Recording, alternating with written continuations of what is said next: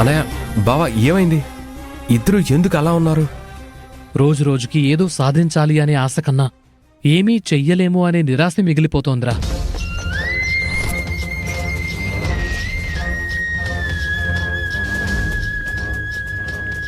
అలా మాట్లాడుతున్నావు ఎందుకన్నయ్య?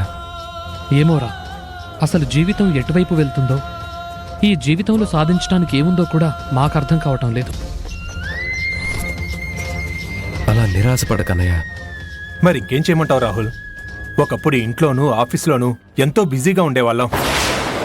జీవితం మీద ఎన్నో ఆశలుండేవి, భవిష్యత్తు కోసం ఎన్నో ఎదురుచూపులుండేవి.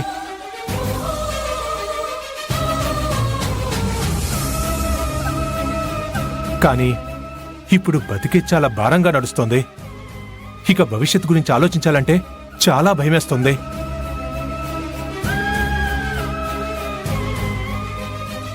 రేయ్, హఠాత్తుగా మీ ఇద్దరికి ఏమైందిరా? ఆకాశం అందుకుందాం అనుకున్న అప్పారావుకి 6 అడుగు ఎగిరే ఓపిక కూడా లేనట్టు ఉద్యోగాలకి వెళ్తాము, సాధించే మార్గాలు వెతుకుతాము అని చెప్పి ఉత్తి చేతులతో వచ్చారు కదా, అందుకే ఫీల్ అవుతున్నట్టున్నారు. చూడండి, మీరు బయటికి వెళ్లి ఏదైనా సాధించుకొస్తే ఇంట్లో అందరూ సంతోషపడతారు. అంతేకాని సాధించలేకపోయాం, చతికిల పడిపోయామని చెప్తే ఎవరు మాత్రం సంతోషపడతారు? లలిత, ఐరేంద్రి, మీరు కాసేపు నోరు మోస్తారా? చూడండ్రా, లైఫ్ ఎప్పుడు ఒకేలా ఉండదని మనకు ఆల్రెడీ అర్థమైపోయింది. చూడండి, ఒకప్పుడు సంతోషాలను చూసాం, ఇప్పుడు బాధల్ని చూస్తున్నాం. అలాగే ముందు ముందు కూడా సంతోషం సుఖం రావని ఏంటి గ్యారంటీ? సంతోషం తిరిగి మన జీవితంలోకి వస్తుందన్న గ్యారంటీ కూడా లేదు కదా నాన్న.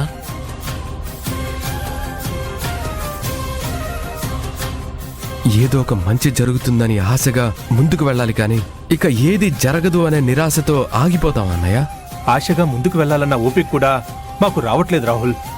మనమన్నీ కోల్పోయినప్పటి నుంచి మేం ప్రయత్నాలు చేస్తూనే ఉన్నాం. ఒక్క ఉద్యోగం కూడా దొరకడం లేదు, ఒక సంపాదించే మార్గం కూడా కనిపించట్లేదు. చుట్టూ నిరాశ అనే పొగమంచు కమ్ముకుంటే ఏదో సాధించగలం అనే ఆశవైపు మార్గం ఎలా కనిపిస్తుంది రాహుల్? మీరిద్దరూ ఇలా మాట్లాడుతూ ఉంటే నాకు చాలా భయమేస్తోంది. మనమంతా ఒకప్పుడు గొప్ప జీవితం చూసిన వాళ్ళం. ఒక్కసారిగా అట్టడుగుకి పడిపోయాం, అధపాతాళానికి వెళ్ళిపోయాం. అంత మాత్రాన ఇలా ఒకరితో ఒకరు నిరాశగా మాట్లాడుకుంటే ఇక జీవితం మీద ఇష్టం ఎలా మొదలవుతుంది చెప్పండి? జీవితాన్ని ఇష్టపడ్డం ఎప్పుడో మర్చిపోయామమ్మా. ఎందుకంటే మనమంతా జస్ట్ బతుకుతున్నాం అంతే.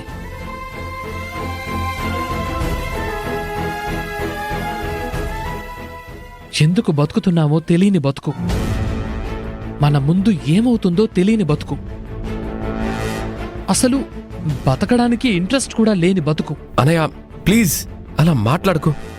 మనం బిజినెస్ లో కూడా ఎత్తుపల్లాలు చూసాం, లాభ నష్టాలు చూసాం, కానీ ఏనాడు ఇలా కృంగిపోలేదు. ధైర్యంగా ముందడుగు వేసేవాళ్ళం. ఎలాంటి పరిస్థితి వచ్చినా వాటితో పోరాడేవాళ్ళం. ఆ పంతం పట్టుదల ఇవన్నీ ఏమైపోయాయి?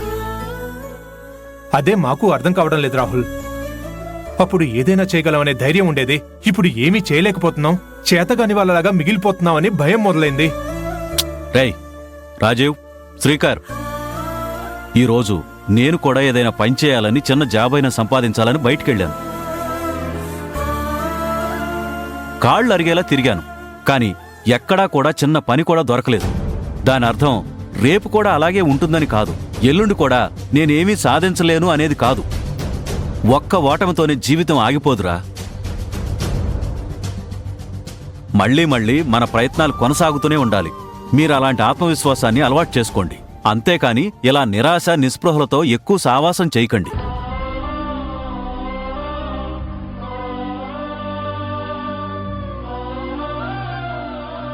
అవునాన్నా, ఈ రోజు కాకపోతే రేపు ఇంకొక పని దొరుకుతుంది.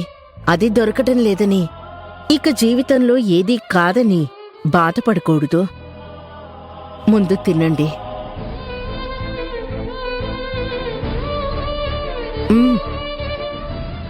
తినన్నయ్య.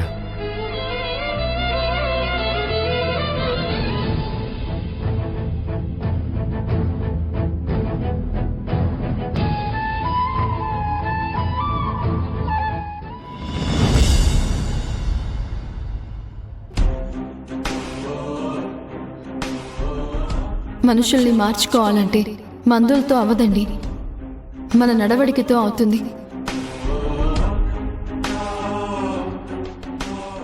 ఎంతసేపు మీ ఆయన మిమ్మల్ని దూరం పెడుతున్నారు అని ఆలోచిస్తున్నారే కానీ దానికి కారణమేంటో తెలుసుకోవడానికి ప్రయత్నించండి.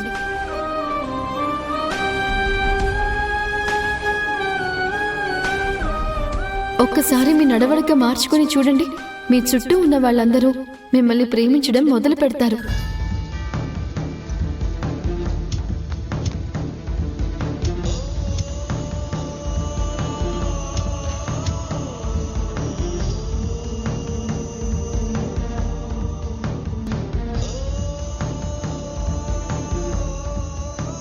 ఉదయం వచ్చిన అమ్మాయి తన భర్త తనకు దగ్గరవ్వాలని అభిని అడిగింది. అభి దానికి మందుగా ఒక పౌడర్ ఇచ్చింది. అంటే ఒక భర్త భార్యని దగ్గర చేయడానికి ఆ పౌడర్ పనికొస్తుందన్నమాట. ఎవరికో పనికొచ్చినప్పుడు ఆ మందు రాహుల్ని అభిని దగ్గర చేయడానికి కూడా ఉపయోగపడుతుంది కదా. చెప్తా, ఆ మందుని అడ్డం పెట్టుకుని రాహుల్ని అభిని దగ్గర చేస్తా.